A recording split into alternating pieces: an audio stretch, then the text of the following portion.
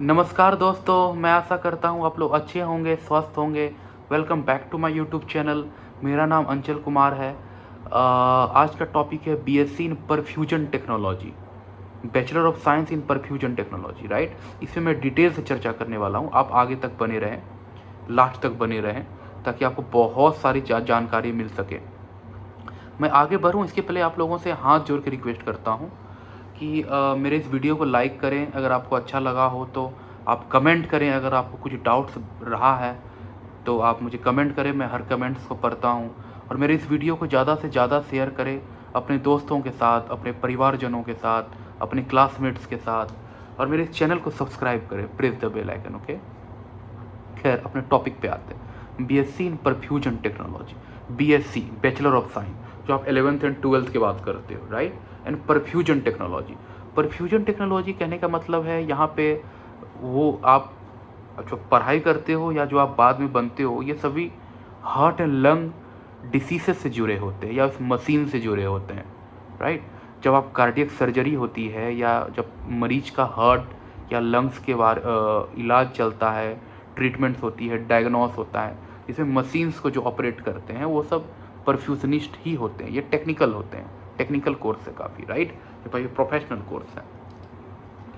और या तो यहाँ पे जो आपको पढ़ाई करने को मिलेगा वो फिजियोलॉजी है, पैथोलॉजी में के बारे में, या कैसे आप हार्ट लंग मशीन्स को आप यूज करते हो ड्यूरिंग कार्डियक सर्जरी। जब कार्डियक सर्जरी होती है तो आप कैसे इस मशीन्स को यूज करते हो। सो आप डॉक्टर नहीं बनते हो, बट आप डॉक्टर को असिस्ट करते हो, आप मदद करते हो, उसके साथ में रहते हो इस सर्जरी के दौरान, ओपन हार्ट सर्जरी के दौरान भी, राइट। और भी बहुत सारे मेडिकल प्रोसीड्योर्स हैं जहाँ पे आप कार्डियो पल्मोनरी बाईपास को आप मैनेज करते हो, राइट।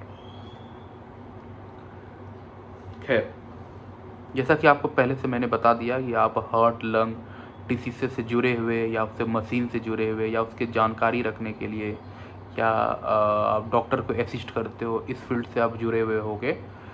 तो इसकी एलिजिबिलिटी क्राइटेरिया की बात करूँ तो आपको बायोलॉजी मस्ट है, क्योंकि यहाँ पे आपको वही सब सारी चीज़ें करनी है जो आप 11th 12th में पढ़ चुके होगे थोड़ा बहुत, राइट।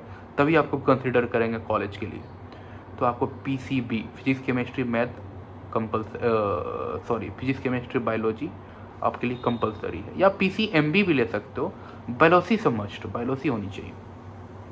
और बहुत सारे कॉलेज इंग्लिश भी कंपलसरी रखती है, हालांकि ये ज़रूरी नहीं है, लेकिन फिर भी बहुत सारी रिपोर्ट्स होती हैं जो इंग्लिश में पढ़ने को होता है, ये सब होता है, तो कॉलेज ये प्रीफर करते हैं, राइट। और मिनिमम परसेंटेज की बात करूँ तो आपको मिनिमम सेकेंड डिवीजन से पास आउट होना चाहिए।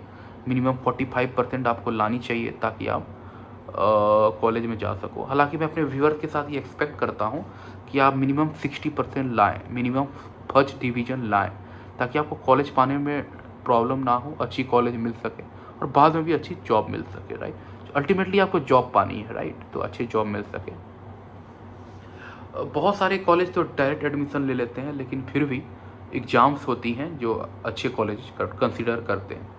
वो है NEET UG, CUET, common university entrance test.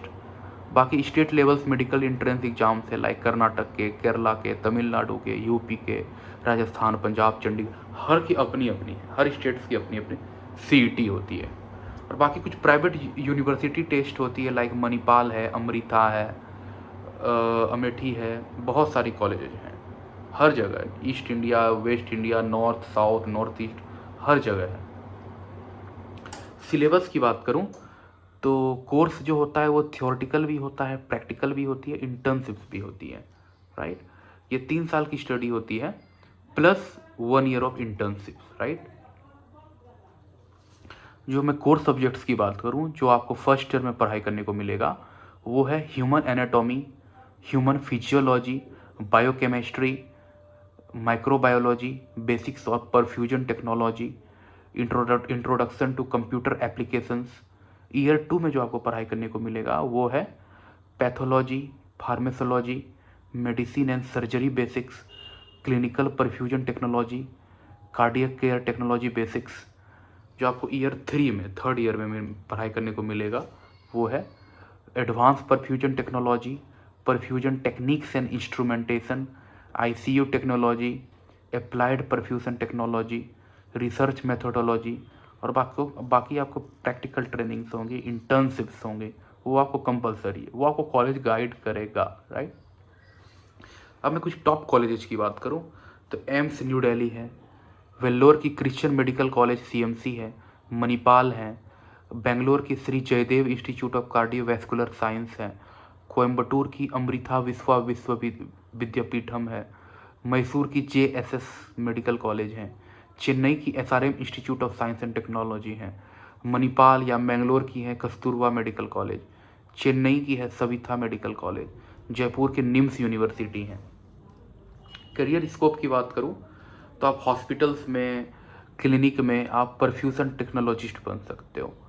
Open heart surgery जहाँ पे होती है उसमें आप कार्डियक परफ्यूजनिस्ट बन सकते हो, आप डॉक्टर को असिस्ट कर सकते हो। ICU और क्रिटिकल केयर टेक्नोलॉजिस्ट बन सकते हो।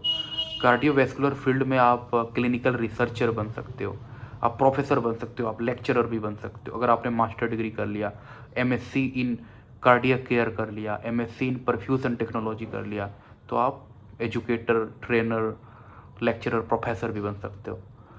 आप मेडिकल इक्विपमेंट कंपनी में भी आप काम कर सकते हो। सैलरी एक्सपेक्टेशंस की बात करूं तो आप बीइंग फ्रेशर आप 3 लाख से 5 लाख सालाना एक्सपेक्ट कर सकते हो। 5 साल से 10 साल की एक्सपीरियंस हो गई तो आप 6 लाख से 10 लाख सालाना भी एक्सपेक्ट कर सकते हो। आप सीनियर परफ्यूजनिस्ट आप 10 से 15 साल के एक्सपीरियंस के साथ आप 12 लाख से 20 लाख भी सालाना एक्सपेक्ट कर सकते हो। वो हॉस्पिटल के रिपूटेशन पे बात है, कैसी हॉस्पिटल्स है, कितनी पुरानी हॉस्पिटल्स हैं, इस हॉस्पिटल का रेपुटेशंस क्या है, राइट। अगर आप फॉरेन कंट्री चले गए, US चले गए, कनाडा चले गए, गल्फ कंट्री चले गए, UK चले गए, या बहुत सारी यूरोपियन कंट्री में है, या ऑस्ट्रेलिया, न्यूजीलैंड ये सब चले गए, तो आप 30 लाख 40 लाख से भी एक्सपेक्ट कर सकते हो, राइट। उससे भी ज़्यादा एक्सपेक्ट कर सकते हो, वो आप पे वर्क एक्सपीरियंस पे डिपेंड करेगा, क्योंकि कार्डियक सर्जरी की डिमांड हर साल बढ़ते जा रही है। कार्डियक अटेस्ट काफ़ी आती रहती है, जानते हो, हार्ट अटैक्स काफ़ी आती है। आपको हर साल न्यूज़ में पढ़ने को मिलेगा किन्हीं को कार्डियक अरेस्ट आ गई, हार्ट अटैक आ गया, ये सब आ गई।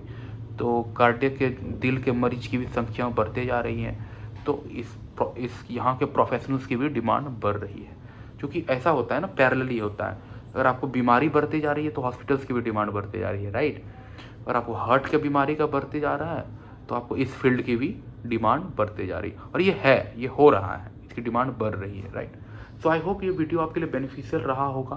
मैंने बहुत सारे टॉपिक्स को कवर करा, और अगर ये वीडियो आपके लिए बेनिफिशियल है, अगर आपको लगा कि मैंने बहुत कुछ बताया है, आपको जानकारी काफ़ी कुछ हासिल हुई है इस वीडियो के माध्यम से, तो आप मेरे इस वीडियो को लाइक करें, चैनल को सब्सक्राइब करें, प्रेस द बेल आइकन, और मुझे ज़्यादा से ज़्यादा सपोर्ट करें ताकि मैं ऐसे बहुत सारे वीडियोस को कवर कर सकूँ, right. Thank you so much for watching this video. Thank you so much again.